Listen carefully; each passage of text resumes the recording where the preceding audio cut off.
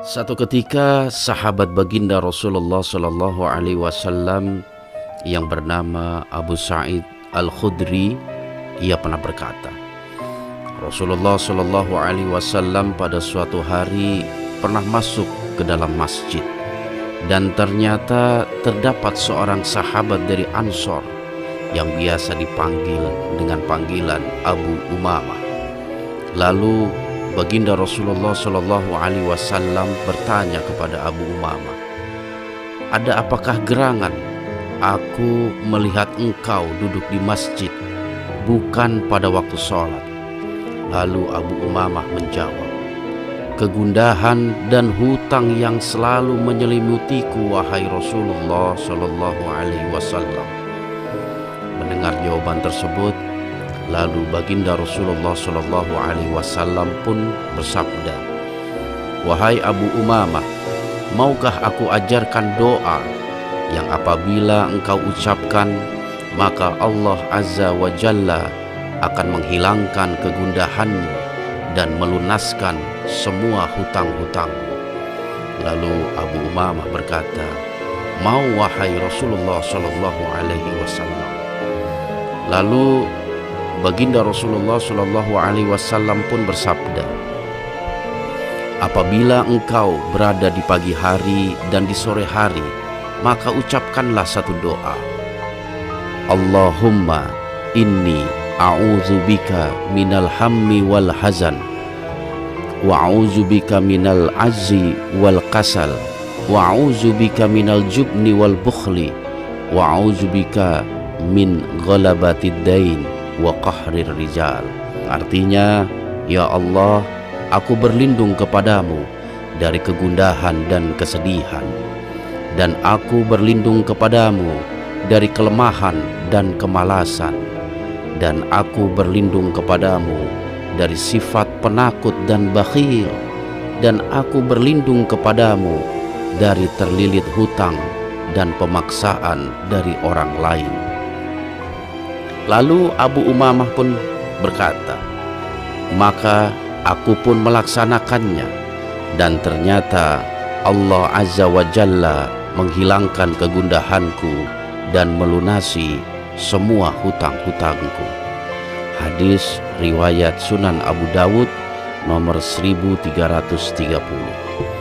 Sahabat-sahabatku yang dirahmati Allah Subhanahu wa Ta'ala, doa ini sudah terbukti kebenaran dan keampuhannya, dan bisa diamalkan dan diwiridkan di pagi dan sore hari ketika seseorang menghadapi persoalan yang sama.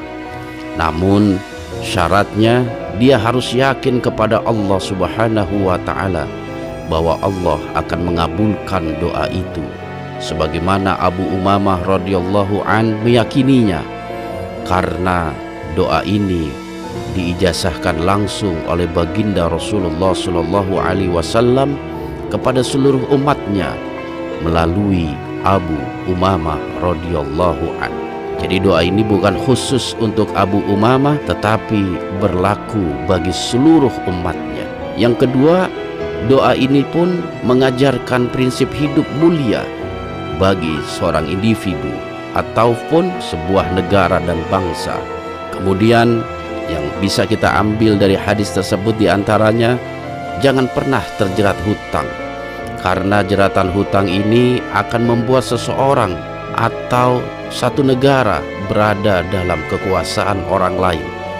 Karena itu baginda Rasulullah Shallallahu Alaihi Wasallam menyebut lilitan hutang terlebih dahulu, kemudian pemaksaan orang lain. Hadis ini pun memberikan satu isyarat adanya seseorang yang menjadikan hutang sebagai jeratan untuk menguasai orang lain, termasuk hutang budi atau hutang-hutang yang lainnya. Sahabatku, dari hadis di atas kita bisa ambil beberapa hikmah ataupun pelajarannya. Yang pertama, bahwasanya doa ini sudah terbukti kebenaran dan keampuhannya, bisa diamalkan dan diwiridkan di pagi dan sore hari jika seseorang menghadapi persoalan yang sama. Namun Syarat yang harus dimiliki oleh orang tersebut adalah bahwasanya dia harus yakin bahwasanya Allah akan mengabulkan doa ini sebagaimana Abu Umamah meyakininya, karena doa ini langsung diijazahkan oleh baginda Rasulullah Shallallahu Alaihi Wasallam kepada umatnya melalui Abu Umamah radhiyallahu an. Dan doa ini juga mengajarkan prinsip hidup mulia bagi seorang muslim agar dia tidak memiliki kegundahan dalam hidup, terutama di saat memiliki hutang kepada orang lain. Mudah-mudahan hadis ini dapat membawa manfaat dan mari sama-sama kita amalkan. Insya Allah segala kegundahan yang terjadi dalam kehidupan kita Allah singkirkan dan Allah jauhi dalam perjalanan hidup kita. Wallahu a'lam bishawab.